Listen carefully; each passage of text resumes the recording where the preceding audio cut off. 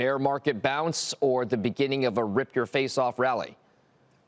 So far, it feels to me more just like a bit of a relief rally, right? It's very sharp. Sentiment was very dour, and more broadly, nothing at the big picture level has changed. You know, the things that have been driving the market, inflation, the Fed, geopolitical uncertainty, those are all still there. So this feels like more of a relief rally until we get some confirmation from some of those other bigger picture items that something has meaningfully shifted. I think we're just in for this sort of volatile chop, and the burden of proof remains on the bulls still. So the burden of proof on the bulls right now, but maybe part of the argument behind why the market rallied with the strength that it did yesterday was in the face of lower interest rates, right? And maybe the Fed doesn't have to be so aggressive if certain signs of the inflationary picture are showing signs of maybe not cooling off, but leveling off for the time being. The 10-year note yield is now drifting back towards 3.5% on the long-term side of things. Isn't that a good enough reason for the markets to get a little bit more positive? Sure. I mean, I think it's a great reason short term. And I think ultimately the Fed pivot and the path of interest rates will determine where the equity market goes over the next year or so. But this was the same reason the market rallied, midsummer, right? We had a bit of relief on rates. We had talk of the Fed pivot and some of the inflation indicators, things like gas prices coming down. And then August CPI comes in hot, core CPI broadens out, comes in higher than expected, and the Fed is forced to kind of come out and regain their hawkish attitude.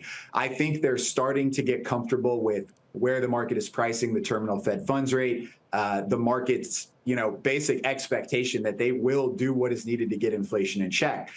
That means, more pain, higher rates, more quantitative tightening. So I think the market has come around to this idea, but there's still a long way to go in the labor market. And there's still a long way to go in places like the housing market in order to get inflation where they need to be to actually pivot.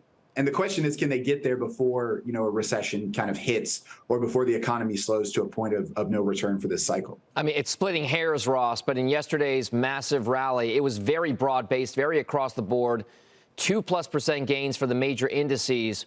But interesting, again, splitting hairs, it was the NASDAQ that underperformed, only up about 2.25%. What's the prospect, you think, for that big tech trade? Look, they've lagged for the better part of the last 2 years. Interest rates have been a major headwind to the sector. Valuation has been a major headwind to the sector. And they're not acting like leadership at all right now. Our partners at Strategas, a Baird company, have called out the top of the market, the big cap tech names, as some of the weaker trends in the entire market.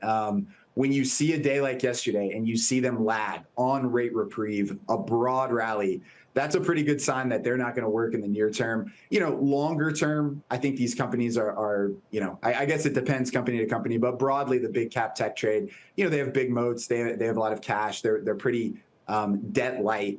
But in the near term, that is not a trade that has worked, and it doesn't look to be one that'll work in the near future, at the very least until rates, officially meaningfully pivot. And that's probably not, a 2022 story.